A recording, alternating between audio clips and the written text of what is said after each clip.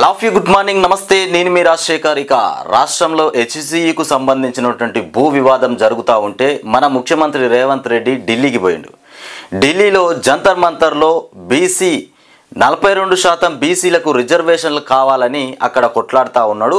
అయితే రేవంత్ రెడ్డితోని ఏదైతే కూటమి పోయిందో మొత్తానికి ఆయనతో పాటు ఎవరైతే నాయకులు పోయారో గతంలో బీసీ రిజర్వేషన్లను అడ్డుకున్నటువంటి వాళ్ళే ఇవాళ రేవంత్ రెడ్డితోని ఢిల్లీలో జంతర్ మంతర్లో కూర్చున్నారట. పుసుక్కన నరేంద్ర మోడీ వచ్చి మీకు బీసీ రిజర్వేషన్లు 42% కేటాయిస్తున్నామంటే ఈ నాయకులే రేవంత్ రెడ్డితో పాటు కూర్చున్నోళ్ళే 42% రిజర్వేషన్లు క్యాన్సల్ అయ్యే ప్రయత్నమే చేస్తారట అక్కడ. అంటే వాళ్ళు మనకు బీసీ 42% రిజర్వేషన్లు తేవడానికి పోలే అక్కడికి, దాన్ని పూర్తిగా మాయం చేసే ప్రయత్నంలోనే జంతర్ మంతర్లో కూర్చున్నారు. రిజర్వేషన్లు తెప్పించేందుకు పోలే. అయితే గతంలో 1986లో ఎన్టీ రామారావు ముఖ్యమంత్రి హయాంలో 1986లో ఎన్టీ రామారావు ముఖ్యమంత్రి హయాంలోనే బీసీ రిజర్వేషన్లు 22% ఉంటే దాన్ని 42% ఎన్టీ రామారావు చేస్తానంటే అప్పుడు కాంగ్రెస్ వాళ్ళే అడ్డుపడ్డారట. అదే కాంగ్రెస్ వాళ్ళు అడ్డుపడ్డారట. ఆ అడ్డుపడ్డోళ్ళే ఇప్పుడు పోయి అక్కడ కూర్చున్నారు జంతర్ మంతర్ల. గాళ్ళు మనకు న్యాయం చేసి బీసీలకు 42% రిజర్వేషన్లు తెప్పిస్తారని ఎట్లా నమ్ముతారు రాష్ట్ర ప్రజలు చెప్పండి. అంటే ముఖ్యమంత్రి రేవంత్ రెడ్డి ఆడుతున్నటువంటి ఒక పెద్ద స్కెచ్. ఇక్కడ హైదరాబాద్లో హెచ్సిఈలో గందరగోళాన్ని సృష్టించి మళ్ళీ ఏం తెలవని అమాయకుని లెక్క ఢిల్లీకి పోయి జంతర్ మంతర్లో కూర్చుండి బీసీల కోసం ఫైట్ చేస్తున్నా అని చెప్తుండు. ఇది మాయాపూరితమైనటువంటి నాటకపూరితమైనటువంటి రంగం తయారు చేసిండు మన ముఖ్యమంత్రి రేవంత్ రెడ్డి. ఇకపోతే వార్తల్లోకి వెళ్దాం మనము. ఇక వెలుగు దినపత్రికలో ముందుగా వార్తలు చూస్తే బెట్టింగ్ పైన మొత్తానికి ఉక్కుపాదాన్ని మోపుతున్నారంట. సిటీ ఏర్పాటుతో కదిలినటువంటి పోలీస్ యంత్రాంగం మొత్తానికి బెట్టింగ్ యాప్లు బెట్టింగ్ పైన ఉక్కుపాదాన్ని మోపిరు. మొత్తానికి ఇక పోలీస్ యంత్రాంగం మొత్తం కదిలిపోయింది. ఎక్కడైనా బెట్టింగ్ జరిగితే కథం యాక్షన్ తీసుకోవడమే. ఆన్లైన్ గేమింగ్ గ్యాంగుల పైన డెకాయ్ ఆపరేషన్లు ఇక బెట్టింగ్ రాయుల్లోనే ఎరగా వేసి పట్టేస్తున్నారట. ఇక లోకల్ ఏజెంట్ల నుంచి కూడా అంతర్రాష్ట్ర ముఠాల దాకా వేట. ఇక నిజామాబాద్లో 7 అరెస్టు, 9 మంది పరార్. ఆదిలాబాద్లో మొత్తానికి 2 అదుపులోకి తీసుకున్నారట. ఇక వరంగల్లో 1 అరెస్టు, ఇక పరారీలో ఇంకా 2 ఉన్నారట. మొత్తానికి బెట్టింగ్ యాప్లు ఈ బెట్టింగ్ వ్యవహారం ఎవరైతే చేస్తారో వాళ్ళ మీద ఉక్కుపాదం మోపబోతుంది పోలీస్ వ్యవస్థ. పోలీస్ యంత్రాంగం మొత్తం బెట్టింగ్ పైన పడింది, సీరియస్గా యాక్షన్ తీసుకుంటుంది. ఇక బెట్టింగులు పెట్టి ప్రాణాలు కోల్పోయేటువంటి ప్రయత్నం మాత్రం చేయకుండా, ఎందుకంటే దాంతో వచ్చేది లేదు పోయేది లేదు. ఒకేసారి ధనవంతరం అయిపోతాం అనేటువంటి ఆశతోని బెట్టింగులు పెడతా ఉన్నాం, కానీ అదంతా ఫేక్, అదంతా అబద్ధం. మనం మోసపోయేటువంటి పనే జరుగుతుంది దాంతోపాటు. ఇకపోతే గోల్డ్ జోష్కు మొత్తానికి బ్రేక్ పడింది. ఒక్క రోజులోనే 10 గ్రాముల పైన 600 పతనం. గోల్డ్ జోష్కు మొత్తానికి బ్రేక్ పడిపోయింది. గోల్డ్ ధర ఇంత తగ్గిపోతూ ఉంది. అసలు మరి గోల్డ్ ధర ఇంత తగ్గడానికి కారణం ఏంది? హైదరాబాద్లో 22 క్యారెట్ల గోల్డ్ వచ్చేసి 84,000 రూపాయలు ఉందంట. ఇక 24 క్యారెట్ల బంగారం తులం వచ్చేసి 9,91,640 రూపాయలు. ఇక భవిష్యత్తులో హెచ్చు తగ్గులు ఉంటాయంటున్న ఎనలిస్టులు. మొత్తానికి భవిష్యత్తులో గోల్డ్ పైన హెచ్చులు తెగ్గులు అంటే పెరగడం తగ్గడం జరుగుతూ ఉంటుంది భవిష్యత్తులో. ఇక క్రూడ్ ఆయిల్ ఇక వెండి ధరల్లోనూ భారీ పతనం. క్రూడ్ ఆయిల్లో వెండి ధరల్లోనూ అందులో కూడా భారీగా పతనం జరిగేటువంటి అవకాశం ఉంది. ఇక ట్రంప్ మొత్తానికి టారిఫ్ల ఎఫెక్ట్తోనే కుప్పకూలుతున్నటువంటి ప్రపంచ స్టాక్ మార్కెట్లు. ఇక ట్రంప్ వేస్తున్నటువంటి టారిఫ్లు ఏవైతే ఉన్నాయో వాటి వల్లనే మొత్తానికి కుప్పకూలిపోతుందట స్టాక్ మార్కెట్లు మొత్తానికి. ఇకపోతే అమెరికా ప్రెసిడెంట్ ట్రంప్ ప్రకటించినటువంటి టారిఫ్లు ప్రపంచ స్టాక్ మార్కెట్లపైనే కాకుండా గోల్డ్ ఇక క్రూడ్ ఆయిల్ ధరలపైన కూడా తీవ్ర ప్రభావాన్ని చూపుతున్నాయి. ఇక ఇండియా ప్రోడక్టులపైన 26% టారిఫ్ వేస్తామని ట్రంప్ చేసినటువంటి ప్రకటనతో 2 రోజులుగా మన స్టాక్ మార్కెట్లు మొత్తానికి నేల చూపులు చూస్తుండగా, ఇక 5 రోజులుగా పెరుగుతున్నటువంటి బంగారం రేటు శుక్రవారం మొత్తానికి పతనం అయిపోయిందంట. ఇక ఆభరణాల తయారీకి ఉపయోగించేటువంటి 22 క్యారెట్ల గోల్డ్ ధర హైదరాబాద్ మార్కెట్లో శుక్రవారం 1600 తగ్గి ఇక రూపాయలు 84,000 వద్ద మొత్తానికి స్థిరపడింది. ఇక గోల్డ్ బిస్కెట్లు కాయిన్స్లో మొత్తానికి వాడేటువంటి 10 గ్రాముల 24 క్యారెట్ల బంగారం ధర వచ్చేసి గురువారం 93,380 ఉండగా శుక్రవారం నాడు 1,1740 తగ్గిందట. 1,740 తగ్గింది. మొత్తానికి ఇక 91,640 రూపాయలకు పడిపోయినటువంటి అంశం. మొత్తానికి ఇక వెండి రేటు కూడా భారీగానే పడిపోతున్నది. వెండికి ఉన్నటువంటి రేటు కూడా తగ్గిపోతూ ఉన్నదట. మొత్తానికి ఇక ట్రంప్కు చైనా కౌంటర్, మొత్తానికి ట్రంప్కు చైనా కౌంటర్ వేసిందట. అమెరికా పైన 34% టారిఫ్ అన్ని రకాల వస్తువులకు వర్తిస్తుంది. ఈ నెల 10 నుంచి అమలు. ఏకపక్షంగా అమెరికా మొత్తానికి బెదిరింపులకు పాల్పడుతుందని కూడా ఆగ్రహం వ్యక్తం. ఇక మొత్తానికి ఆఫర్లు ఇస్తే ఆలోచిస్తా, సుంకాలపైన చర్చించేందుకు మేము రెడీ అన్నట్టు డొనాల్డ్ ట్రంప్ చెప్తున్నటువంటి అంశం. ఆఫర్లు ఇస్తే ఆలోచన చేస్తానంటుండు ట్రంప్. మొత్తానికి ట్రంప్ సుంకాలు ఏదైతే విధించిండో ఆ సుంకాల వల్ల ఆ అగ్రరాజ్యాలు అంటే రాజ్యాలలో మొత్తం ఎఫెక్ట్ పడేటువంటి అవకాశం ఉంది. అమెరికాలో ట్రంప్ చేసేటువంటి పని వల్ల మొత్తానికి గోల్డ్కు కూడా బ్రేక్ పడేటువంటి అవకాశం ఉందట. ఇక నటుడు మనోజ్ కుమార్ కన్నుమూత. మొత్తానికి బాలీవుడ్ నటుడు అయినటువంటి మనోజ్ కుమార్ 87 సంవత్సరాలు ఉంటాడు. ఆయన అనారోగ్యంతో శుక్రవారం నాడు కన్నుమూశారు. 1937లో జన్మించినటువంటి ఆయన అనేక దేశభక్తి సినిమాల్లో నటించారు. 2015లో ఆయనకు ఇక దాదాసాహెబ్ ఫాల్కే అవార్డు కూడా ఇవ్వడం జరిగింది. దాదాసాహెబ్ ఫాల్కే 2015లో అవార్డు అందుకున్నటువంటి అంశం. ఈయన మొత్తానికి 87 సంవత్సరాలు ఉంటాడట. ఇక అనేకమైనటువంటి దేశభక్తి సినిమాల్లో నటించినటువంటి వ్యక్తి ఆయన. ఇకపోతే ఆటిజం బాలిక పైన రేప్. ఇక మొత్తానికి రక్సల్ సికింద్రాబాద్ సూపర్ ఫాస్ట్ ఇక ఎక్స్ప్రెస్ రైల్లో ఓ యువకుడు 12 ఏండ్ల ఆటిజం బాలిక పైన అత్యాచారానికి పాల్పడ్డాడు. అర్ధరాత్రి వాష్రూమ్కు వెళ్ళిన బాలిక నోరు మూసి అఘాయిత్యానికి ఒడిగట్టాడు. ఇక ఇది కథ. 12 ఏళ్ల బాలికనంట అర్ధరాత్రి పూట వాష్రూమ్కు వెళ్తే రైల్లో మొత్తానికి ఆ అఘాంతకుడు ఆమె పైన అత్యాచారానికి పాల్పడినటువంటి ఘటన. మొత్తానికి ఇది దారుణమైనటువంటి పరిస్థితి. ఇంకొక విషయం ఏంటంటే హైదరాబాద్లో నిజానికి హైదరాబాద్లో కూడా ఇకనో వేరే దేశం నుండి పర్యటించడానికి ఒక యువతి వస్తే ఆ యువతిని కారులో ఎక్కించుకొని పోయి మీకు అన్నీ చూపిస్తామని కారులో ఎక్కించుకొని పోయిరట. ఇంత 4-5 కలిసి ఆమె పైన కూడా అత్యాచారం చేసినటువంటి ఘటన. ఇవన్నీ జరుగుతూ ఉంటే మన ముఖ్యమంత్రి రేవంత్ రెడ్డి మళ్ళీ హైదరాబాద్లో అందాల పోటీలు పెట్టి మిస్ ఇండియా పోటీలు పెట్టి నడిపిస్తానంటుండు. మరి మహిళలకు అక్కడ ఉన్నటువంటి మహిళలకు రక్షణ లేదు, ఇతర దేశాల నుండి వచ్చేటువంటి మహిళలకు రక్షణ లేదు. అట్లాంటిది పక్కన పెట్టి అక్కడ అందాల పోటీ నిర్వహిస్తా అంటే అందాల పోటీకి మహిళలు ఎట్లా వస్తారు? భయభ్రాంతులకి గురవుతుండ్రు. ఇది కూడా అట్లాంటిదే. సికింద్రాబాద్ సూపర్ ఫాస్ట్ ఎక్స్ప్రెస్ రైల్లో జరిగినటువంటి ఘటన ఇది. ఇక హైదరాబాద్ ఎమ్మెల్సీ ఎన్నికకు బీఆర్ఎస్ మొత్తానికి దూరంగా ఉంది. హైదరాబాద్లో జరుగుతున్నటువంటి ఎమ్మెల్సీ ఎన్నికలు ఏవైతే ఉన్నాయో వాటికి బీఆర్ఎస్ దూరంగా ఉందట. ఎందుకంటే ఇప్పుడు వాస్తవానికి బీఆర్ఎస్ వాళ్ళు పోటీ చేసినా అది ఒకవేళ గెలవకపోయినా, ఒకవేళ గెలిస్తే బాగానే ఉంటుంది. ఒకవేళ ఈ ఎన్నికల్లో గెలుపొందకపోతే రేవంత్ రెడ్డి దాన్ని కూడా భూతద్దంలో పెట్టి చూపెడతా ఉంటాడు. రాష్ట్ర వ్యాప్తంగా ఇంకా కేసీఆర్ పతనంలోనే ఉన్నాడు. ఆయన గురించి రాష్ట్ర ప్రజలు ఇంకా ఓట్లేయొద్దనే అనుకుంటున్నారు. వాళ్ళ పార్టీని మొత్తం తొక్కిపడేసేటువంటి ప్రయత్నం చేస్తున్నారని ఈయన జంటాలు కొడుతూ ఉంటాడు. కాబట్టి వాళ్ళు ఈ విషయాన్ని గుర్తించి కేసీఆర్ మొన్న కూడా టీచర్స్ ఎమ్మెల్సీ ఎన్నికల్లో, గ్రాడ్యుయేట్ ఎమ్మెల్సీ ఎన్నికల్లో కూడా దూరం ఉన్నటువంటి అంశం. ఇకపోతే హైదరాబాద్కు సంబంధించి ఈ ఎమ్మెల్సీ ఎన్నికలకు కూడా బీఆర్ఎస్ వాళ్ళు దూరంగా ఉన్నారు. ఇక పోటీ చేస్తే ఓడుతామనేటువంటి వెనుకంజ. ఇక ఓటింగ్లో పాల్గొనడము అనుమానమే. ఓటింగ్లో పాల్గొనడం కూడా అనుమానమే. అసలు గెలవకపోవడం అనేది తర్వాత విషయం. మొత్తానికి వాళ్ళు పోటీ చేయొద్దనుకున్నారు, చేస్తలేరు. దీన్ని కూడా ఒక రాజకీయంగా చూపెట్టి ఓడిపోతారనేటువంటి భయంతో, నెపంతో కేసీఆర్ ఎన్నికల్లో పాల్గొనట్లేదు.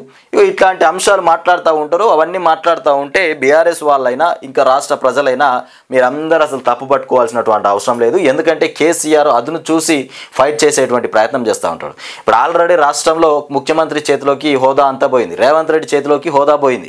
ఇప్పుడు మన రాష్ట్ర ముఖ్యమంత్రి రేవంత్ రెడ్డి. దాంతో ఇప్పుడు ఈ ఎన్నికల్లో గెలుపొందినా వచ్చేది లేదు, పోయేది లేదు. ఈ సంతోషం ఏదో ముఖ్యమంత్రి రేవంత్ రెడ్డికే దక్కంతి. ఆ ఎన్నికలు, ఈ ఎన్నికలు, రాష్ట్రంలో జరిగేటువంటి సర్పంచ్ ఎన్నికలు, ఎంపీటీసీ ఎన్నికలు, ఇవన్నిటికీ కూడా రేవంత్ రెడ్డి సంతోషంగా అనుభవించని. ఏమున్నా ఇంకా మూడు సంవత్సరాల నర మాత్రమే ఇప్పుడు పార్టీ నడుస్తుంది. 3 సంవత్సరాలన్నర మాత్రమే పాలిస్తుంది కాంగ్రెస్ ప్రభుత్వం. ఆ తర్వాత మళ్ళీ ఎన్నికలు వస్తాయి. ఎన్నికలు వచ్చిన తర్వాత మరి బీజేపీ, బీఆర్ఎస్, కాంగ్రెస్ మళ్ళీ అప్పుడు యుద్ధం స్టార్ట్ అవుతుంది. ఎవరు గెలుస్తారు అనే దాని మీద అప్పుడు మనకు బయటకు రిజల్ట్ వస్తాయి.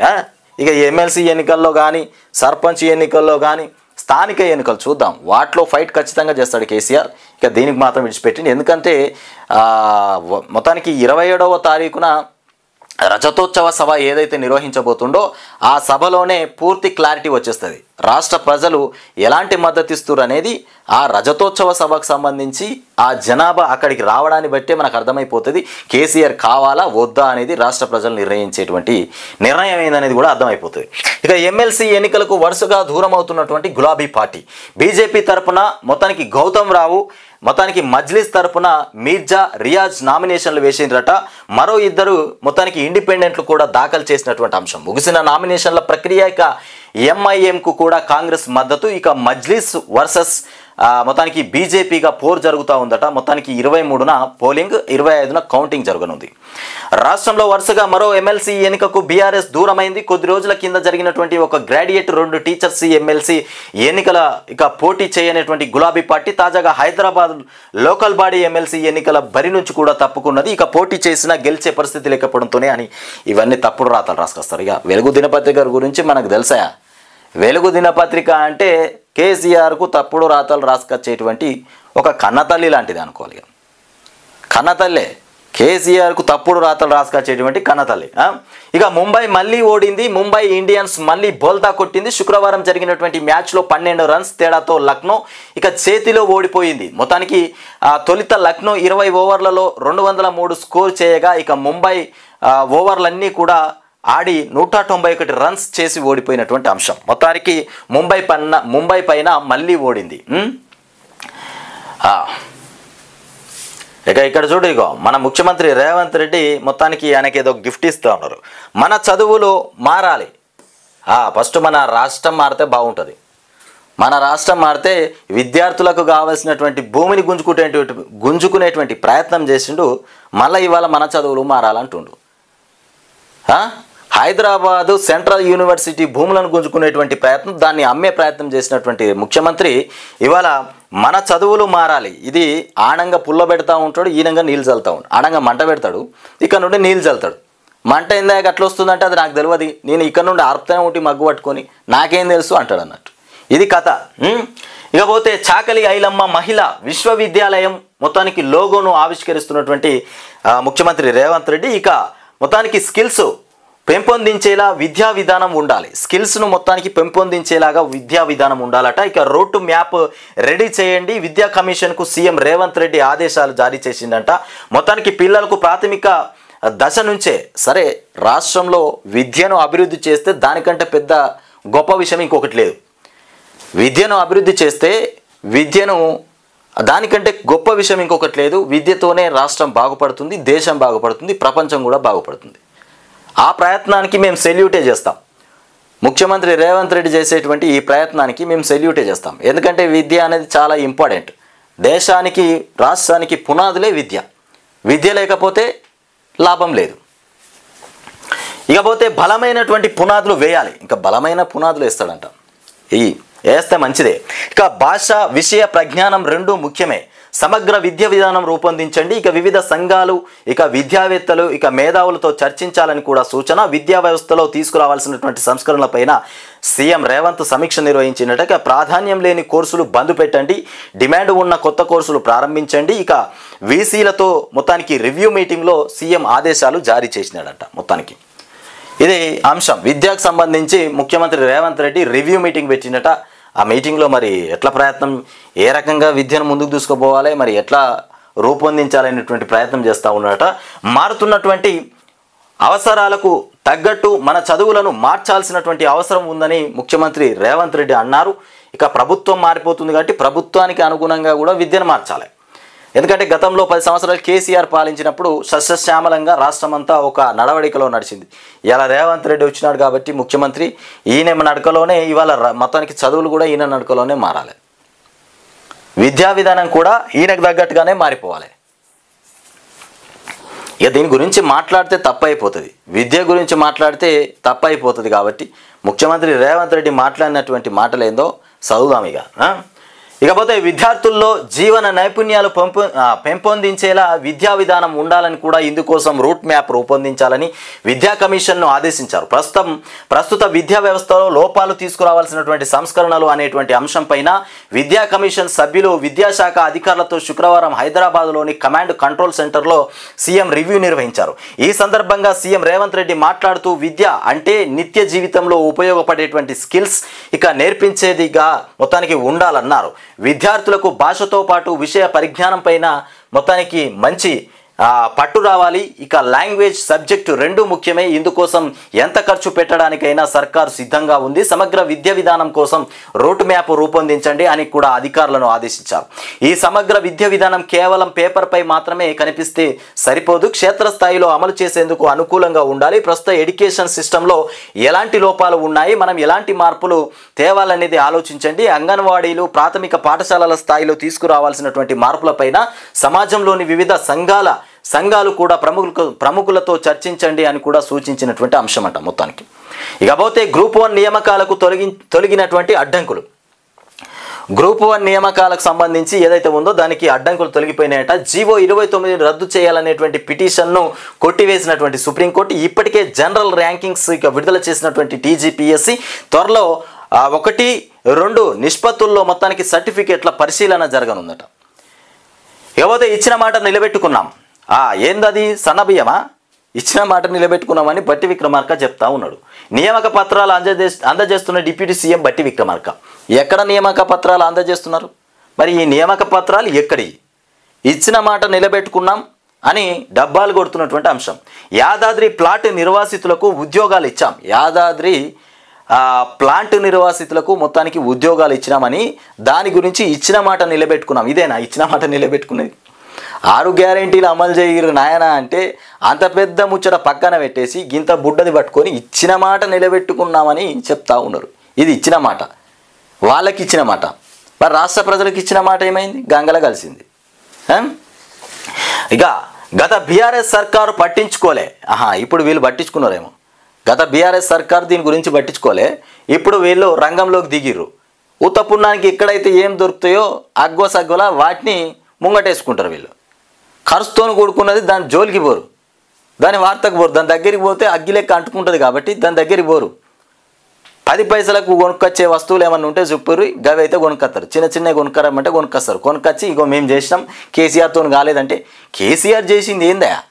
కేసీఆర్ ప్రాజెక్టులు నిర్మించిండు, మెడికల్ కాలేజీలు కట్టిండు, పెద్ద రోడ్లు వేసిండు, రైతాంగానికి రైతు బంధు ఇచ్చిండు, రైతు బీమా ఇచ్చిండు, కళ్యాణ లక్ష్మి ఇచ్చిండు. ఇవన్నీ పెద్దవి. వీళ్ళు చేసేది సన్న బియ్యం, ఉచిత బస్సు, ఉచిత కరెంటు, గ్యాస్ బుడ్డి 500. ఇది అవసరమా? రైతు బంద్ వేసిన తర్వాత 10 సిలిండర్ బుడ్లు తెచ్చుకుంటాడు ఇంటికి. నువ్వు 500 సిలిండర్ బుడ్డి ఇచ్చినావు, ఇన్ని ఇచ్చినావు. డబుల్ బెడ్రూమ్ లేకపోయా? గతంలో కేసీఆర్ డబుల్ బెడ్రూమ్లు ఇచ్చే మస్తుగా అందినాయి కేసీఆర్ పథకాలు. ఇక ప్రజాప్రభుత్వమే యువతకు అండగా ఉన్నదని కూడా వ్యాఖ్య. 112 మందికి నియామక పత్రాలు ఇచ్చినారట. మొత్తానికి యాదాద్రి థర్మల్ ప్లాంట్ భూ నిర్వాసితులకు ఇచ్చినటువంటి మాటను నిలబెట్టుకున్నామని డిప్యూటీ సీఎం బట్టి విక్రమార్క అన్నారు. గత బీఆర్ఎస్ సర్కార్ నిర్వాసితులను పట్టించుకోలేదని కూడా మేము మండిపడ్డారు. ఇక యాదాద్రి థర్మల్ మొత్తానికి పవర్ స్టేషన్ భూ నిర్వాసితుల కోటాలో ఉద్యోగాలు పొందినటువంటి 112 మందికి బట్టి విక్రమార్క హైదరాబాద్లోని సైబర్ గార్డెన్లో శుక్రవారం నియామక పత్రాలు అందజేసిండట. ఉత్తమ్ కుమార్ రెడ్డి వచ్చిండు.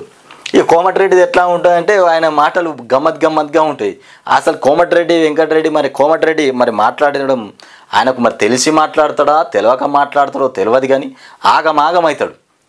మంత్రి పదవి వచ్చిందనేటువంటి ఉత్సాహం మీదనే ఉన్నట్టున్నాడు ఇంకా కూడా. మైకులన్నీ తీసుకొచ్చి ముంగడ పెట్టే వరకు ఆగమైపోతుండు. ఇన్ని మైకులు చూసేవరకల్లా మరి ఇవన్నీ ఏంద్రో మైకులు, ఇక TV9 ఇవి అవి అన్నీ వచ్చినాయి. ఇన్ని మైకులు వచ్చినాయి, నాకు ఎప్పుడు కూడా రాలేదనుకుని ఆగంలో పడి ఇట్లా మాట్లాడుతుండో తెలియదు. కానీ మొత్తం మీద కోమటిరెడ్డిది అయితే కథ వేరే ఉన్నది. ఇక ఉత్తమ్ కుమార్ది ఇంకో రకంగా ఉంటుంది. ఉత్తమ్ కుమార్ పాపం ఉన్నట్టు చెప్పుకుంటూ ఆవుస్తున్నాడు, సన్న బియ్యం సన్న బియ్యం సన్న బియ్యం. ఇక పాపం ఆయన బాధ కన్నా సన్న బియ్యం జారీ చేసినట్టున్నారు. ఎందుకంటే నా మాట ఫెయిల్ అవుతుంది, ఏడికి పోయినా నేను సన్న బియ్యం ఇస్తామని చెప్తా ఉన్నాం, నా మాట ఫెయిల్ అవుతుందని ఆయనతో సన్న బియ్యం ఇచ్చిరేమో. ఎందుకంటే పౌరశాఖ మొత్తానికి ఇదే ఈయన ఆ శాఖకు సంబంధించిన వ్యక్తి కాకపోయినా కానీ ఇరిగేషన్ సంబంధించిన మంత్రి ఈయన అప్పుడప్పుడు అవి కూడా చెప్పిండలే, ఎందుకంటే వాళ్ళంతా ఒకటే కదా. ఇకపోతే బనకచర్ల పైన సుప్రీంకోర్టు ఈయన చేసిన ఘనకార్యం ఏంటంటే తెలంగాణ నీళ్ళన్నీ తీసుకుపోయి ఏపీకి అప్పచెప్పినట. ఈయన చేసిన పెద్ద ఘనకార్యం అదే. కృష్ణా జలాలను తీసుకుపోయి చంద్రబాబు నాయునికి అప్పచెప్పినటువంటి ఘనత మన ఉత్తమ్ కుమార్ది. చేపల పులుసుతోనే అన్నం తినొచ్చినట్టు అక్కడ. ఇక చేపల పులుసు బువ్వ తినబెట్టినావు కదా చంద్రబాబు నాయుడు, నువ్వు ఎన్నన్నా నీళ్ళు కొంటావు, ఇక మాకు అవసరమే లేదు, ఆయన కడుపు నిండింది కదా ఇక చాలు అవు అట్లా. ఇక రాయలసీమ లిఫ్ట్ పైన కేసు వేస్తాం, మంత్రి ఉత్తమ్ రాయలసీమ లిఫ్ట్ మీద కేసు వేస్తారట. ఏపీ అక్రమ ప్రాజెక్టుల పైన చేతులు ముడుచుకొని చూస్తూ కూర్చోం. అబ్బా ఇప్పుడు మేల్కొన్నాడు, చేపల పులుసు దిగిపోయింది, ఇక కడుపులో చేపల పులుసు అరిగిపోయినట్టున్నది, ఇక రంగంలోకి దిగిండి. ఇక గోదావరి ట్రిబ్యునల్ అవార్డు మొత్తానికి విభజన చట్టాన్ని ఉల్లంఘించి ప్రాజెక్టులు ఇక CWC మొత్తానికి అపెక్స్ కౌన్సిల్ ఇక మొత్తానికి GRMB ఇక KRMB అనుమతులు తీసుకోలే. ఇక భారీగా గోదావరి నీటిని మళ్లిస్తే భద్రాచలం మునిగే ప్రమాదం ఉందని కూడా ఆందోళన. ఇక జలసౌధలో ఉన్నత స్థాయి సమీక్ష నిర్వహించిన మంత్రి. త్వరలోనే ఇక లీగల్ ఎక్స్పర్ట్స్ కూడా అడ్వకేట్ జనరల్ ఇరిగేషన్ అడ్వకేట్లతోని మీటింగ్ ఏర్పాటు చేయబోతున్నారట. ఏపీ అక్రమంగా చేపడుతున్న గోదావరి బనకచర్ల మొత్తానికి GB link lift Rayalaseema lift irrigation scheme పైన సుప్రీంకోర్టుకు వెళ్లాలని కూడా తెలంగాణ నిర్ణయించింది. ఇక సుప్రీంకోర్టులో పిటిషన్ వేసేందుకు త్వరలోనే ఇరిగేషన్ శాఖ అడ్వకేట్లు ఇక లీగల్ ఎక్స్పర్ట్స్ అయినటువంటి అడ్వకేట్ జనరల్తో సమావేశమై అందుకు అవసరమైనటువంటి వ్యూహాలపైన చర్చించిందట మన మంత్రి ఉత్తమ్ కుమార్. ఇకపోతే వక్ఫ్ బిల్లుల పైన నిరసనల హోరు. ఈ వక్ఫ్ బిల్లు ఏదైతే ఉందో ఇది పార్లమెంట్లో పాస్ అయిపోయింది, రాజ్యసభలో పాస్ అయిపోయింది. ఇక రాష్ట్రపతి చేతిలోకి వెళ్తే రాష్ట్రపతి ఆమోదం చేస్తే వక్ఫ్ బిల్లు అమల్లోకి వచ్చేస్తుంది. అసలు వక్ఫ్ బిల్లు అంటే ఏంది? వక్ఫ్ అంటే ఏంది? దేవాలయాలకు సంబంధించినటువంటి భూములు ఏవైతే ఉంటాయో వాటికి వక్ఫ్. ఒకవేళ ఇక్కడ ఉన్నటువంటి భూమి ఇది వక్ఫ్ భూమి అంటే ఇక దానికి తిరిగేలేదు, ఇక అది ఇక వక్ఫ్ భూమి కిందనే. నువ్వు ఎన్ని తతంగాలు పడ్డా ఎన్ని కథలు పడ్డా ఆ భూమి దేవాలయానికి సంబంధించిన భూమి అన్నట్టే. ఈ వక్ఫ్ అనేది ఒక డిపార్ట్మెంట్ లాగా. ఆ వక్ఫ్ వాళ్ళు వచ్చేసి ఈ భూమి మాది అంటే కథం అయిపోయినట్టే. అది ఒకవేళ అది మాది అని చెప్తే అక్కడ ఉన్నటువంటి స్థానికంగా ఉన్నటువంటి రైత భూ యజమాని ఆయన మాత్రమే నిరూపించుకోవాలి ఇక అది నాది అని. అంత డేంజర్ అయినటువంటి భూమి ఇది. వక్ఫ్ బిల్ అంటేనే అది. ఇక దీని మీద మొత్తానికి రగడ కొనసాగుతూ ఉంది. అటు పార్లమెంట్లో ఇటు రాజ్యసభలో మొత్తానికి ఆమోదం అయితే వచ్చేసింది.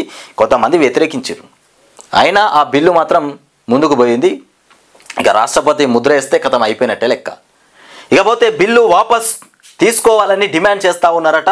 అహ్మదాబాద్, కోల్కతా, చెన్నై సహా పలు సిటీలలో మొత్తానికి ఆందోళనలు, జాతీయ జెండాలు, ప్లకార్డులతో ర్యాలీలు. ఇక బిల్లుపై సుప్రీంకోర్టులో కాంగ్రెస్ ఇక MIM పిటిషన్లు. ఇక బిల్లు చారిత్రాత్మక ఇక మలుపు అంటూ కూడా ప్రధాని మోదీ ట్వీట్. ఇక చట్టంగా మారడానికి రాష్ట్రపతి ఆమోదమే తరువాయి. రాష్ట్రపతి ఆమోదిస్తే ఇక చట్టం అయిపోయినట్టే. వక్ఫ్ బిల్లు చట్టం అమల్లోకి వచ్చినట్టే లెక్క. ఎక్కడుందా అంత మొత్తం ఆ బిల్ అంతా ఇప్పుడు రాష్ట్రపతి చేతిలో ఉన్నది. రాష్ట్రపతి ఒక్క ముద్ర వేసి సంతకం పెడితే కథం అయిపోయినట్టు లెక్క. ఇక ఆ వక్ఫ్ బిల్లు రావద్దని నిరసనలు, ధర్నాలు, ప్లకార్డులు పట్టుకొని తిరుగుతూ ఉన్నారట. ఇకపోతే పంట చేలల్లో మొత్తానికి AI విప్లవం. అయ్యో ఈ AI ఏందిరా నాయన, అటు హోటల్లో పెద్ద పెద్ద కంపెనీల్లో అక్కడ ఇక్కడ వచ్చిందంటే సరే, పంట విషయంలో కూడా AI ఎట్లా పనిచేస్తుంది? AI విప్లవం పంట విషయాల్లో కూడా రాబోతుందంట. ఇక చెరుకు తోటల్లో కృత్రిమ మేధతో అద్భుతాలు, మహారాష్ట్రలో మైక్రోసాఫ్ట్ సాయంతో ప్రయోగం చేయనున్నారట. వ్యవసాయ రంగంలో ఏఐ ఎలాంటి మార్పులు తీసుకురాగలదో ఇక చెప్పేందుకు మొత్తానికి బారామతి రైతులు మొత్తానికి విజయగాథ ఓ అద్భుతమైనటువంటి ఉదాహరణ అంటున్నారు. మైక్రోసాఫ్ట్ చైర్మన్ సత్య నాదేళ్ల సంబంధిత వీడియోను కూడా సామాజిక మాధ్యమాల్లో మొత్తానికి పంచుకున్నారు. ఇక ఎక్స్లో ఈ పోస్ట్ పైన స్పందించినటువంటి ఆ టెస్లా అధినేత ఎలాన్ మస్క్ ఇక ఏఐ అన్నింటినీ మెరుగుపరుస్తుందని కూడా మొత్తానికి వ్యాఖ్యానించటం గమనార్హం. ఈ ఏఐ అనేది అన్నింటినీ కూడా అద్భుతంగా వ్యవహరిస్తుంది, అన్నింటిలో కూడా పనిచేస్తుందని చెప్తున్నారు. మరి ఈ రైతుల విషయంలో కూడా ఏఐ పనిచేస్తుందంటే ఇక రైతులు చాలా హ్యాపీగా ఉండొచ్చు. దాన్ని ఏదో బైక్ అడిగి పోయి అదే కొంకబట్టి తవ్వుకొని పొలం సాఫ్ చేసి బోర్ పెట్టి కరెంటు అన్నీ అదే చూసుకుంటే ఇక లొల్లే ఉండదు. ఓ బొమ్మను తీసుకుని ఆడ పెట్టేస్తే వ్యవసాయం అదే చేసుకుంటుంది, నాటేస్తుంది, వరి కొత్తది, కలుపు మొక్కలు అన్నీ తీసేసుకుంటుంది. ఇక అది ఆ మిషన్ ఏదో అక్కడికి కూడా తీసుకొస్తే అయిపోతుంది. ఇకపోతే డిగ్రీలో సెమిస్టర్ పరీక్షలు ఇక 50 మార్కులకే. డిగ్రీలో సెమిస్టర్ పరీక్షలు ఏవైతే ఉన్నాయో అవి 50 మార్కులకే కుదించేటువంటి ప్రయత్నం చేస్తానంట. ఐలమ్మ వర్సిటీ లోగోను ఆవిష్కరిస్తున్న రేవంత్ రెడ్డి, చిత్రంలో విద్యా కమిషన్ చైర్మన్ అయినటువంటి ఆకునూరి మురళి, ఇక వీసీలు మొత్తానికి గంగాధర్ ఇక సూర్య, ధనంజయ్, ఇక చక్రపాణి, విద్యాశాఖ కార్యదర్శి అయినటువంటి యోగిత రాణా, ఇక ప్రభుత్వ సలహాదారు కేశవరావు ఉన్న మొత్తానికి విద్యామండలి చైర్మన్ బాలకృష్ణారెడ్డి. ఇకపోతే డిగ్రీలో సెమిస్టర్ పరీక్షలు 50 మార్కులే, ప్రాజెక్టుకు 25, మిడ్ టర్మ్కు మరో 25 కేటాయింపు, దోస్తులో మొత్తానికి బకెట్ విధానం తొలగింపు, ఇక వీసీల భేటీలో పలు కీలక నిర్ణయాలు జరుగుతూ ఉన్నాయట. రాష్ట్రంలో వచ్చే విద్యా సంవత్సరం 2025-26 నుంచి డిగ్రీ విద్యలో సమగ్ర మార్పులు చోటు చేసుకోనున్నాయి. ఈ మేరకు పలు సంస్కరణలకు రాష్ట్ర ఉన్నత విద్యామండలి శ్రీకారం చుట్టింది. విద్యామండలి కార్యాలయంలో మొత్తానికి చైర్మన్ ఆచార్య ఇక వి బాలకృష్ణారెడ్డి ఆధ్వర్యంలో శుక్రవారం నిర్వహించినటువంటి ఉపకులపతుల సమావేశంలో పాఠ్య ప్రణాళిక, పరీక్షలు, ప్రవేశాలు ఇక తదితర పలు అంశాలపైన కీలక నిర్ణయాలు తీసుకున్నారట. డిగ్రీలో ఇప్పటి వరకు సెమిస్టర్ పరీక్షలకు సంబంధించి 80 అంతర్గత పరీక్షలకు 20 మార్కులు కేటాయించేటువంటి వారు. ఇక యూజీసీ స్వయం ప్రతిపత్తి హోదా ఉన్నటువంటి కళాశాలల్లో మార్కులు కేటాయింపు 7:30గా మొత్తానికి 7:30గా మార్చుకునేందుకు కూడా అవకాశం ఉండేది. ఇకపై సెమిస్టర్ పరీక్షలను 50 మార్కులకి నిర్వహిస్తారు.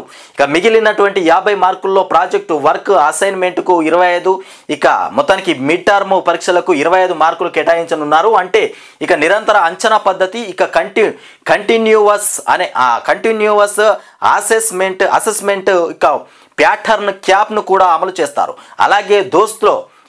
అలాగే దోస్తులో భాగంగా డిగ్రీలో 4 విభాగాల నుంచి 3 సబ్జెక్టులను కూడా ఎంచుకునేటువంటి బకెట్ విధానం పైన సమావేశంలో చర్చ జరిగిందట. మొత్తానికి ఇది డిగ్రీకి సంబంధించినటువంటి పాలసీ. మెరుగైనటువంటి విద్యా వ్యవస్థకు ఇక పాలసీ ఏర్పాటు చేయబోతున్నామని చెప్తున్నారు. ఆ దిశగా చరిత్రాత్మక విధాన పత్రం రూపొందించండి. అట్లాగే అంగన్వాడీ ప్రాథమిక పాఠశాల స్థాయిలో మార్పులు అవసరం. అంగన్వాడీకి ప్రాథమిక పాఠశాలలో కూడా మార్పులు చేయబోతున్నామంటున్నారు. ఈ అంగన్వాడీ పోస్టులు వేస్తామని చెప్పారు. ఎన్ని పోస్టులు అంటే 14,000 పోస్టులు ఏమో, అవి ఇంతవరకు పడలేదు. అరే ఎమ్మెల్సీ ఎన్నికల నోటిఫికేషన్ అయిపోగానే అటు అయిపోవడం ఆలస్యమే లేదు, ఇటు నోటిఫికేషన్ ఇస్తామని మన సీతక్క చెప్పింది. సీతక్క మళ్ళీ ఈ మధ్యలో కంటికి కనబడతలేదు. ఎన్నికల కోడ్ అడ్డం వచ్చింది, నోటిఫికేషన్ వేద్దామంటే నోటిఫికేషన్ ఎన్నికల కోడ్ అయిపోగానే అమల్లో నోటిఫికేషన్ వేసుడే అన్నది. మరి ఎక్కడ బాయ్ అంగన్వాడీ జాబులు ఎక్కడ బాయే? అసలు దాని ఆచూకీ లేదు, దాని వార్త లేదు, దాని సమాచారం లేదు. అంగన్వాడీ జాబుల గురించి, ఉద్యోగాల గురించి. ఇక విద్యా కమిషన్ సమీక్షలో రేవంత్ రెడ్డి మాట్లాడినట నిన్న. మొత్తానికి క్షేత్రస్థాయి వాస్తవాలతో అఫిడవిట్, ఇక లోపాలు లేకుండా సుప్రీంకోర్టుకు సమాచారం ఇవ్వాలి. కంచగచ్చిబౌలి భూములపైన అధికారులకు మంత్రులు కమిటీ సూచన చేస్తున్నటువంటి అంశం. ఈ కంచగచ్చిబౌలికి సంబంధించి సుప్రీంకోర్టుకు నివేదిక లోపాలు లేకుండా ఇవ్వాలి అని మొత్తానికి మంత్రుల కమిటీ సూచన. ఏదైతే దీనికి ఒక కమిటీ వేసిరో ఆ కమిటీలో బట్టి విక్రమార్క, పొంగులేటి, ఇంకోలు శ్రీధర్ బాబు, వీళ్ళు ముఖ్య పాత్ర పోషిస్తూ ఉంటారు. వీళ్ళే ముఖ్యులు. వీళ్ళంతా కలిసి ఒక కమిటీ వేసి కమిటీలో ఏం చెప్తారో మరి ఆ కమిటీ ఏ తప్పు లేకుండా సుప్రీంకోర్టుకు ఆ రిపోర్ట్ అందించాలి. ఎట్లా అందించాలంటే ఆ భూమి 400 ఎకరాలు రేవంత్ రెడ్డికి అప్పచెప్పేటువంటి ప్రయత్నంగా రిపోర్ట్ రాయాలి. ఆ కమిటీ నిర్ణయం తీసుకున్నదట ఆ రకంగా. మరి ఏం నిర్ణయం తీసుకున్నదో? కంచగచ్చిబౌలి భూముల విషయంపై సుప్రీంకోర్టు రాష్ట్ర ప్రభుత్వాన్ని కోరినటువంటి అంశాలకు సంబంధించి క్షేత్రస్థాయి వాస్తవాలతో అఫిడవిట్ రూపొందించాలని మంత్రుల కమిటీ అధికారులను ఆదేశించింది. ప్రభుత్వ వైపు నుంచి ఎలాంటి లోపాలు లేకుండా చూడాలని నిబంధనలకు విరుద్ధంగా ఏ పని చేయొద్దని మంత్రులు స్పష్టంగా చెప్పినట్లు తెలుస్తోంది. 16వ తేదీలోపు అఫిడవిట్ దాఖలు చేయాలని సుప్రీంకోర్టు రాష్ట్ర ప్రభుత్వాన్ని ఆదేశించిన నేపథ్యంలో కమిటీ సభ్యులపై ఎప్పటిలోపు 16వ తేదీలోపు అఫిడవిట్ దాఖలు చేయాలంట. ఆదేశించిన నేపథ్యంలో కమిటీ సభ్యులైనటువంటి ఉప ముఖ్యమంత్రి బట్టి విక్రమార్క, మంత్రులు శ్రీధర్ బాబు, పొంగులేటి శ్రీనివాసరెడ్డి శుక్రవారం సాయంత్రం సచివాలయంలో అధికారులతో సమావేశమై ఎవరెవరు చూడరు. నేను చెప్పినా కదా, శ్రీధర్ బాబు ఉంటాడు, బట్టి విక్రమార్క ఉన్నాడు. ఈ సుప్రీంకోర్టుకు అప్పచెప్తే అప్పుడు ఇది పర్ఫెక్ట్గా ఉన్నదని తెలిస్తే దాన్ని సుప్రీంకోర్టు ఆమోదించడమా, ఆమోదించకపోవడమా, తిరస్కరించడం, అసలు ఎలాంటి ఆదేశాలు జారీ చేస్తుందో తదుపరి నిర్ణయం. ఇక మొత్తానికి సచివాలయంలో అధికారులతో సమావేశమై చర్చించారు. ఈ సమావేశాన్ని ఉదయమే నిర్వహించారు. ఇక ప్రముఖ హిందీ నటుడు మనోజ్ కుమార్ ఇక లేరు. ఇకపోతే కాంగ్రెస్ తేరుకునేటువంటి పరిస్థితి లేదట. ఎక్కడ ఇది? మళ్ళీ అధికారంలోకి వచ్చేది మనమే. HCU విద్యార్థులపై సర్కారు వైఖరి సరికాదు. ఇక రజతోత్సవ సభను విజయవంతం చేయాలి. బారాస నేతలకు మొత్తానికి కేటీఆర్ దిశానిర్దేశం చేస్తున్నటువంటి అంశం. ఇక దిగొచ్చిన బంగారం వెండి ధర తగ్గిపోతూ ఉంది. ఇక రాను కూడా హెచ్చులు తగ్గులు జరిగేటువంటి అవకాశం ఉంది. కలిసికట్టుగా ముందుకు సాగుదాం. ఎవరు వీళ్ళంతా? మొత్తానికి బ్యాంకాక్లో మొత్తానికి బిమ్స్టేక్ సదస్సులో నేపాల్ ప్రధాని, ఇకపోతే KP శర్మ ఓలీ, ఇక బంగ్లాదేశ్ ప్రధాన సలహాదారు మొత్తానికి యూనస్, ఇక థాయిలాండ్ ప్రధాని అయినటువంటి షినావత్ర్, ఇక భూటాన్ ప్రధాని అయినటువంటి తొబ్గే, ఇక మయన్మార్ సైనిక ప్రభుత్వ అధినేత అయినటువంటి మిన్ యాంగ్, మొత్తానికి లాయింగ్, శ్రీలంక ప్రధాని అయినటువంటి హరిని, ఇక మొత్తానికి అమర సూర్యలతో నరేంద్ర మోదీ మొత్తానికి ఏం చెప్తున్నారంటే కలిసికట్టుగా ముందుకు పోదామని చెప్తున్నారు వీళ్ళందరితోటి. మన బంధం మరింత బలోపేతం అవ్వాలి. ఇక యూపీఐతో మీ చెల్లింపు వ్యవహారాలను మొత్తానికి అనుసంధానించండి. ఇక మొత్తానికి బిమ్స్టెక్ సభ్య దేశాలకు మోదీ పిలుపునిచ్చినటువంటి అంశం. 21 పాయింట్ల కార్యాచరణ ప్రణాళికను కూడా ప్రతిపాదించినటువంటి ప్రధాని. ఇకపోతే ఎప్సెట్ ఇంజనీరింగ్కు 2.10 లక్షల దరఖాస్తులు. ఇక ఆలస్య రుసుం లేకుండా ముగిసినటువంటి గడువు నేటి నుంచి 9వ తేదీ వరకు కూడా 250తో అవకాశం అంట. ఇక భద్రాచలంలో వైభవంగా మొత్తానికి ధ్వజారోహణం. భద్రాచలంలో ఇక శ్రీరామనవమి రేపే కదా, రేపు జరగబోయేటువంటి శ్రీరామనవమికి సంబంధించి భద్రాచలంలో వైభవంగా మొత్తానికి ధ్వజారోహణం జరుగుతూ ఉందంట. భద్రాచలం శ్రీరామచంద్ర స్వామి వారి ఆలయంలో శ్రీరామనవమి కళ్యాణ బ్రహ్మోత్సవాల్లో భాగంగా శుక్రవారం ప్రత్యేక పూజలు చేశారు. ఇక మొత్తానికి శాస్త్రోక్తంగా 2 రకాల చెక్కలతో మొత్తానికి అగ్నిని పుట్టించి ఇక యాగశాలలో అగ్ని ప్రతిష్టాపన చేయడంతో ఈ వేడుక మొత్తానికి నయనందభరితమైంది. ఇక గరుడ పటాన్ని కూడా పూజించినటువంటి తర్వాత మొత్తానికి ధ్వజారోహణ క్రతువు వైభవంగా సాగింది. ప్రత్యేకంగా తయారు చేసినటువంటి ప్రసాదాన్ని కూడా గురుమూర్తికి ఆరగింపు చేసి భక్తులకు అందించారు. ఈ ప్రసాదం స్వీకరిస్తే చక్కని మొత్తానికి సంతానం కలుగుతుందని కూడా త్రిదండి దేవనాథ రామానుజ జియర్ స్వామి కూడా స్థానాచార్యులు మొత్తానికి స్థల సాయి ప్రవచించారు.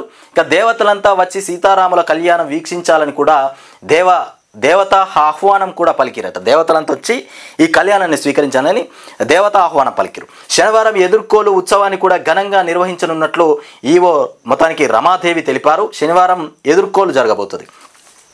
భద్రాచలంలో ఇవాళ ఎదుర్కోలు కార్యక్రమం జరగబోతుందట. ఈ ఉత్సవాన్ని కూడా అద్భుతంగా చూపెట్టాలనేటువంటి ప్రయత్నం. ఇక విశేష సంఖ్యలో భక్తులు మొత్తానికి తరలి వస్తున్నారన్నటువంటి మొత్తానికి అంచనాలతో ఉత్సవ ఏర్పాట్లు కూడా చేపట్టిరట. భక్తులు తండోపతండాలుగా వస్తున్నట్టున్నారు. ఇక మొత్తానికి శ్రీరామనవమి అంటే చాలా మందికి కూడా ప్రేమనే ఉంటుంది. రాముల వారి కళ్యాణం అంటేనే అద్భుతం. ఇక అంతకుముందు ఏంటంటే అక్కడక్కడ జరిగేది. ఇప్పుడు దాదాపుగా గ్రామాన కూడా రాములవారి కళ్యాణాన్ని నిర్వహించేటువంటి ప్రయత్నం చేస్తూ ఉన్నారు. ఇక మార్కెట్ యార్డ్లో కూరగాయలు, పండ్లు, పూలు, ఇది మొత్తానికి క్రయ విక్రయాలకు చర్యలు. రాష్ట్ర ప్రభుత్వం నిర్ణయం, త్వరలో పెద్ద మార్కెట్లో ప్రారంభం. మార్కెట్ యార్డులో కూడా కూరగాయలు, పండ్లు, పూలు ఇవన్నీ దొరికేటువంటి ప్రయత్నం చేయబోతుందట రాష్ట్ర ప్రభుత్వం. ఇది కేసీఆర్ అప్పట్లోనే పెట్టింది. ఇంటిగ్రేటెడ్ మార్కెట్లు అక్కడక్కడ పెట్టిందేనా కేసీఆర్. మళ్ళీ ఇది కొత్త ప్రభుత్వం ఇదోటి తీసుకురాబోతుంది. ఇక రాష్ట్రంలోని మార్కెట్ యార్డులో కూరగాయలు, పండ్లు, పూలు మార్కెట్లను ప్రారంభించాలని ప్రభుత్వం నిర్ణయించింది. వెంటనే రాష్ట్రంలోని పెద్ద యార్డుల్లో వీటిని ఏర్పాటు చేయాలని కూడా ఆదేశించింది. ఇక కొత్త కూరగాయల మార్కెట్లు, రైతు బజార్లకు స్థలాల కొరత ఉండగా ప్రస్తుతం ఉన్నటువంటి మార్కెట్ యార్డులలో స్థలాలను కూడా వినియోగంలోకి తేవడం ద్వారా వాటి ఆదాయం పెంచడం,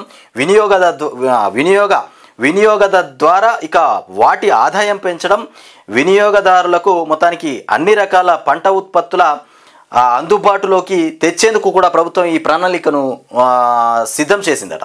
రాష్ట్రంలో ప్రస్తుతం 197 మార్కెట్ యార్డులు ఉన్నాయి. వీటిలో ధాన్యం, మిర్చి, పత్తి, పసుపు, కందులు, మొక్కజొన్న తదితర ఉత్పత్తుల విక్రయాలు జరుగుతున్నాయి. అక్కడ కూరగాయలు, పండ్లు, పూలు అమ్మకాలను కూడా ఈ రకంగా చేసేటువంటి ప్రయత్నం చేస్తున్నట్టు. అటు అసంపూర్తి ఇల్లు, పూల అమ్మకాలు అనుమతించడం లేదు. కూరగాయల, పండ్ల విక్రయాలకు కోసం రాష్ట్రంలో పండ్లు క్రయ విక్రయాల కోసం రాష్ట్రంలో ప్రత్యేకంగా 36 రైతు బజార్లు ఉన్నాయి. కొత్త రైతు బజార్లకు డిమాండ్ ఉంది. మరోవైపు గ్రామీణ ప్రాంతాల్లో కూరగాయలు, పండ్లు, పూలు రైతులకు ఇవి కూడా ఈ మార్కెట్ యార్డ్లో అనుమతించేటువంటి ప్రక్రియ చేపడతామని చెప్తారు. ఓకేనా. ఇకపోతే అటు అసంపూర్తి ఇల్లు, ఇటు ఆశల గూళ్ళు. అటు అసంపూర్తిగా ఉన్నటువంటి ఇండ్లు, ఇటేమో ఆశల గూళ్ళు. ఇవి అది కేటీఆర్, అది గత ప్రభుత్వందా, ఇది ఈ ప్రభుత్వందేమో. ఇది కావట్లే, అది కావట్లే, ఇటు అటు అవి రెండు కాక మధ్యలో నలిగిపోతున్నటువంటి ప్రజలు. ఆ ఇండ్లు ఇయ్యరు, ఈ ఇండ్లు ఇయ్యరు. మరి ఏ ఇండ్లు ఉండమంటారు? ఇగత్తాయి అగత్తాయి అంటే పరిశాన్ అయిపోతుంది. ఎక్కడ జనగామ శివారు బాణాపురంలో గత ప్రభుత్వం 2015-16లో మొత్తానికి 40 కోట్లతో 12 ఎకరాల స్థలాన్ని సేకరించి పేదల కోసం అందులో 760 ఇళ్ల నిర్మాణాలను చేపట్టింది. నిర్మాణం పూర్తయిన 200 ఇళ్లను లబ్ధిదారులకు పంపిణీ చేసింది. మిగిలిన 560 ఇళ్లు అసంపూర్తిగా ఉన్నాయి.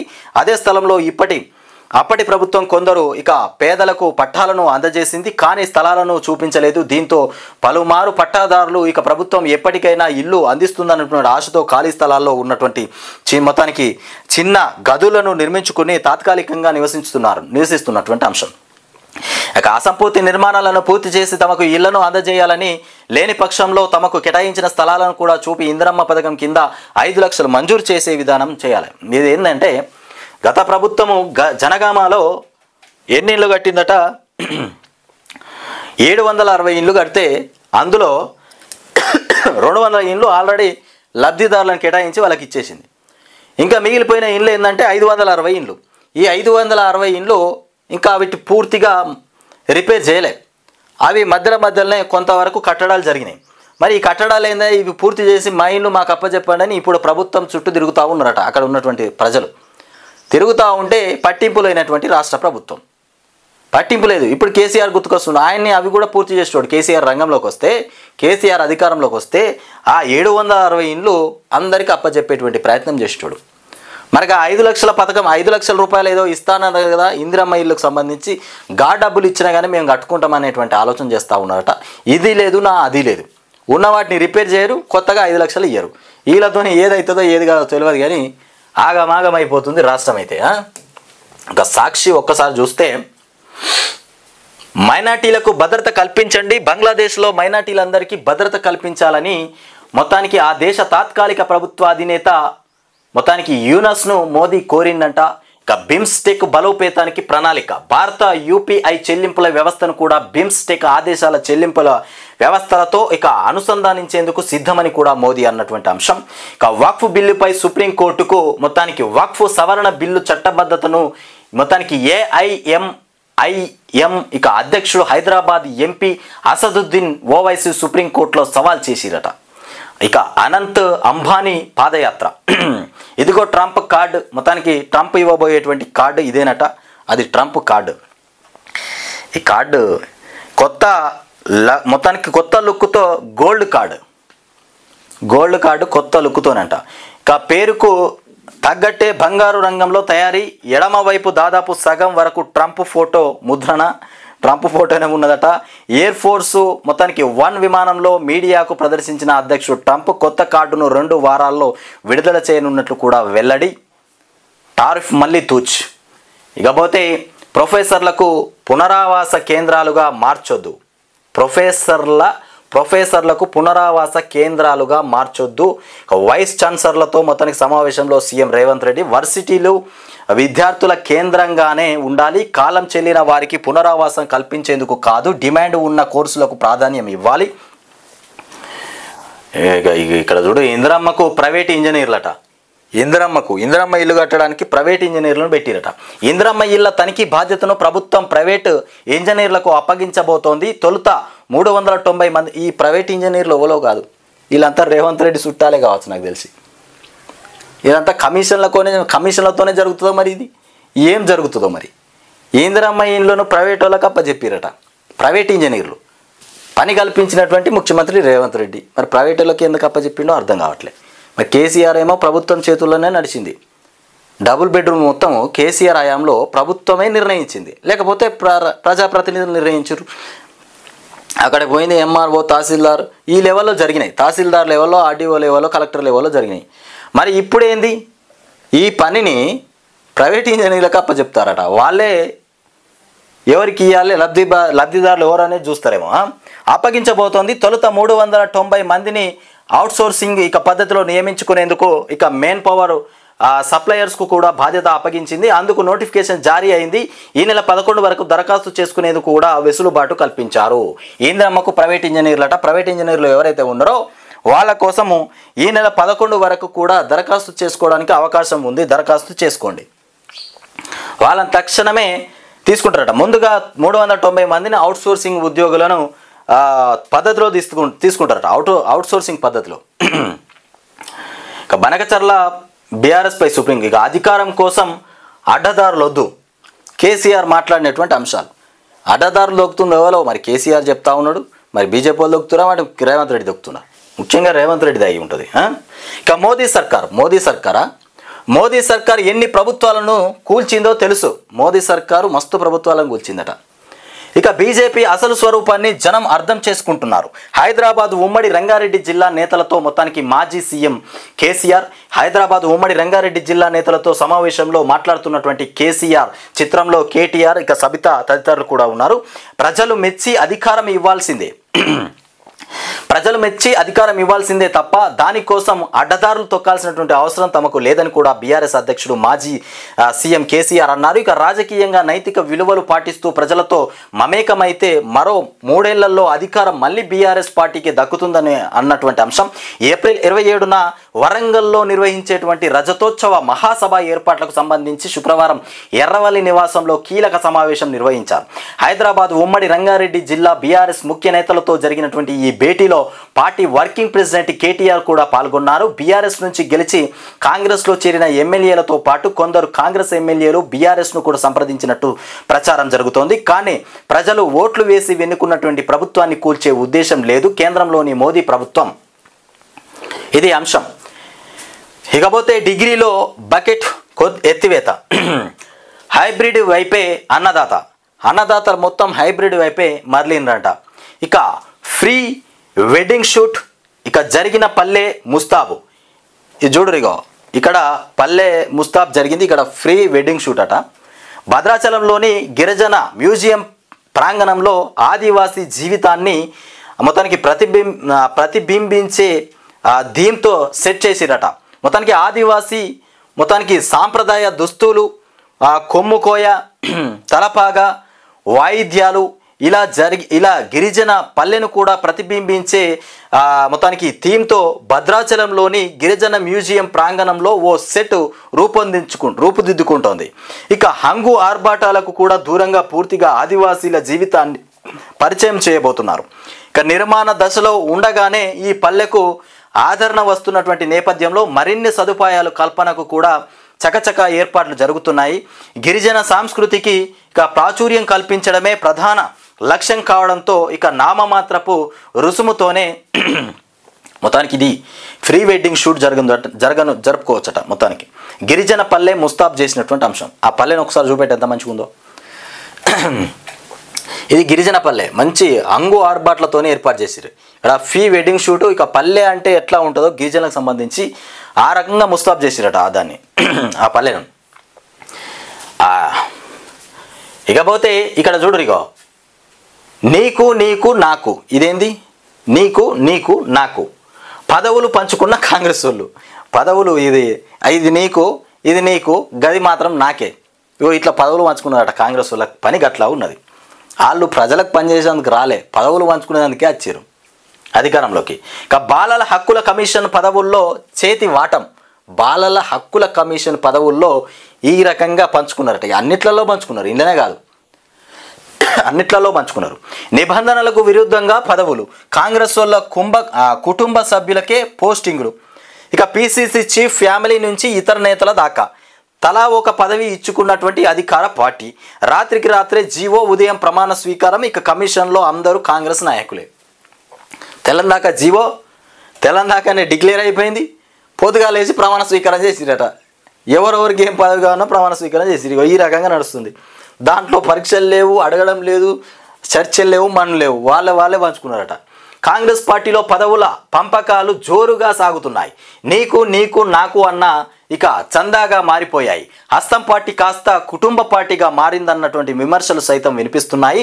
బలాల హక్కుల కోసం పోరాడుతున్నటువంటి వాళ్లకు ఇవ్వాల్సినటువంటి పదవులను కాంగ్రెస్ పార్టీ నాయకులు పంచుకోవడంపై పెద్ద ఎత్తున వ్యతిరేకత వస్తోంది. నిబంధనలకు విరుద్ధంగా అలా చేస్తే అలా ఎలా చేస్తారనేటువంటి చర్చ కూడా కొనసాగుతూ ఉందంట.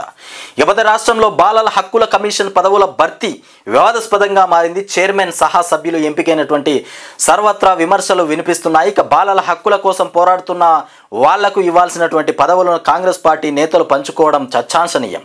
బాలల హక్కుల కోసం ఎవరైతే పోరాడుతారో గాళ్ళకే ఈ పదవులు ఇవ్వాలట. కానీ ఈ పదవులన్నీ కాంగ్రెస్ వాళ్ళే పంచుకున్నారట, నీకు నాకని. ఇకపోతే పోరాడుతున్న వాళ్లకు ఇవ్వాల్సినటువంటి పదవులను కాంగ్రెస్ పార్టీ నేతలు పంచుకోవడం చర్చాంశనీయంగా మారింది. నిబంధనలు తుంగలో తొక్కి పదవులు పంచుకున్నారన్నటువంటి ఆరోపణలు కూడా వస్తున్నాయి. సొంత కుటుంబ సభ్యులతో పాటు ఏకంగా ఆంధ్రప్రదేశ్కు చెందినటువంటి మరో మహిళను కూడా కమిషన్లో అవకాశం కల్పించడంపై తీవ్ర విమర్శలు. ఆంధ్రప్రదేశ్ సంబంధించినటువంటి మహిళను కూడా ఈ కమిషన్లో చేర్చుకున్నారట. ఎందుకు చేర్చుకున్నారు మరి? ఆంధ్రప్రదేశ్ సంబంధించినటువంటి మహిళను ఈ కమిషన్లో చేర్చుకోవడానికి కారణం అంటే చంద్రబాబు నాయుడు చెప్పిండేమో మరి. మా వాళ్ళని ఒకరిని పెట్టుకో రేవంత్ రెడ్డి అని చెప్తే ఏమున్నది, మనం ఒకటేనా? అంతకు ముందంటే కలిసి ఉండే కేసీఆర్ వచ్చి విడగొట్టిండు. మళ్ళీ మనం కలిపే ప్రయత్నమే చేద్దామని దిద్దుతున్నటువంటి రూపకల్పన ఉన్నట్టున్నది ఇది.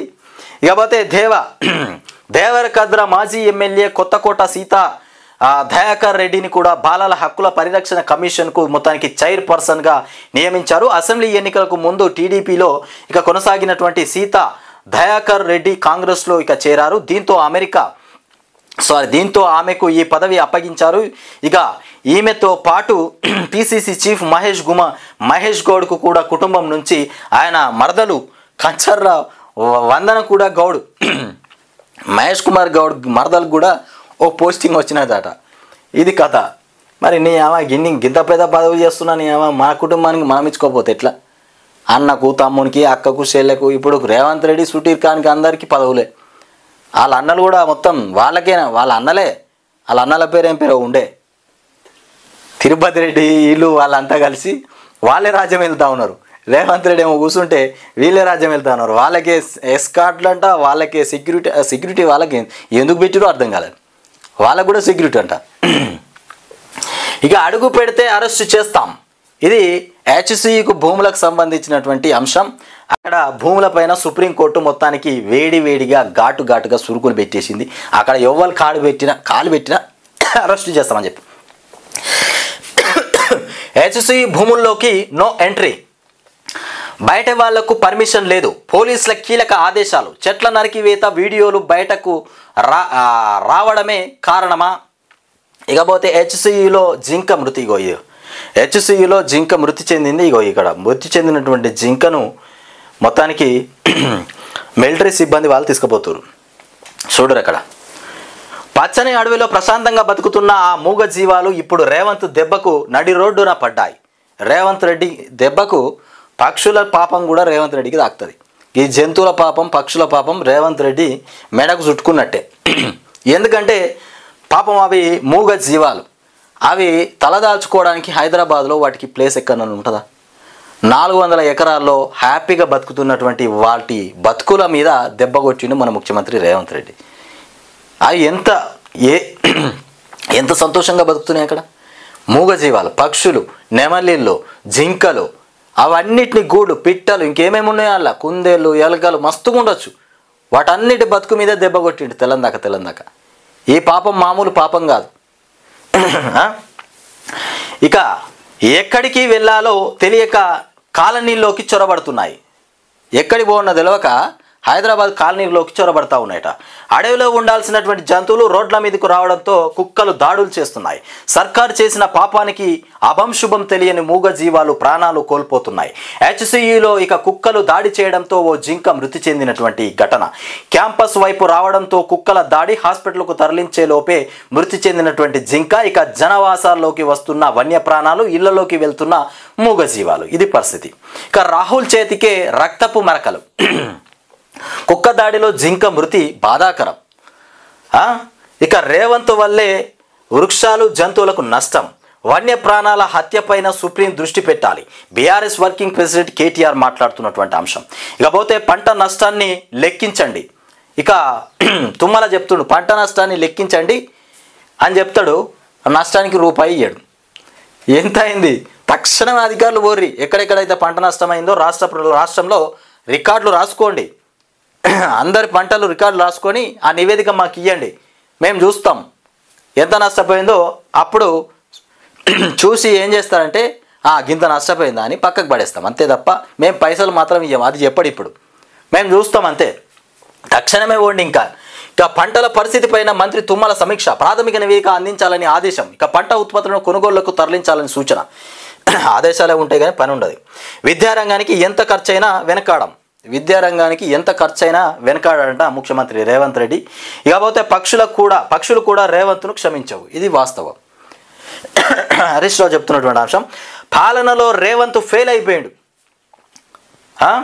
హైడ్రా పేరుతో ప్రజల జీవితాలు నాశనం చేసిండు. రియల్ ఎస్టేట్ పేరుతో మూగజీవాల గోస, ప్రభుత్వ వైఫల్యాలు, ప్రజా వ్యతిరేకతను కూడా వరంగల్ సభ వేదికగా ఎండగట్టాలి. బీఆర్ఎస్ సిల్వర్ జూబ్లీకి మొత్తానికి సక్సెస్ చేయాలి. సిద్దిపేట పార్టీ సన్నాహక సభలో హరీష్ రావు మాట్లాడినటువంటి అంశాలు. మొత్తానికి ఈ జూబ్లీ వేడుకలు ఏవైతే ఉన్నాయో రజతోత్సవ సభకు సంబంధించి హరీష్ రావు నిన్న సిద్దిపేటలో మొత్తానికి దిశానిర్దేశం చేసిరు. రాష్ట్ర నలుమూలల నుండి కూడా వాహనాలు పెట్టి ఆ వరంగల్లో జరగబోయేటువంటి రజతోత్సవ సభకు ఏర్పాట్లు అయితే ఘనంగా జరుగుతూ ఉన్నాయి. సల్లా ప్యాకెట్లు అన్నీ కూడా జరుగుతూ ఉన్నాయి. ఇకపోతే ఫుడ్కు సంబంధించి కూడా ఏర్పాట్లు జరగబోతాయి కావచ్చు. ఇక ఓరుగల్లు జనసంద్రం కావాలి. ఓరుగల్లు మొత్తం జనసంద్రం కావాలి. కారు జోరు చూపించాలి. సభలో ప్రజలకు మొత్తానికి భరోసా ఇవ్వాలి. ఉమ్మడి రంగారెడ్డి, హైదరాబాద్ జిల్లాల బీఆర్ఎస్ నేతలతో ఇటు కేసీఆర్, అటు హరీష్ రావు, అటుపోతే కేటీఆర్ మొత్తానికి ఎట్లా మన వరంగల్ సభ ఎట్లా చూపెట్టాలి, వరంగల్ సభలో ఏం మాట్లాడాలి, రేవంత్ రెడ్డి కాంగ్రెస్ ప్రభుత్వం ఎండగట్టేటువంటి మాటలు ఏమున్నాయి, రేవంత్ రెడ్డి చేసినటువంటి అకృత్య పనులు ఏమున్నాయో ఆ వరంగల్ సభావేదికగా మాట్లాడాలి. 27వ జయంతి అన్నట్టు, అంటే 27వ రజతోత్సవ సభ అంటే 27 సంవత్సరాలు అయింది బీఆర్ఎస్ పార్టీ రిజిస్ట్రేషన్ అయ్యి 27 ఏళ్ళు అయింది అన్నట్టు.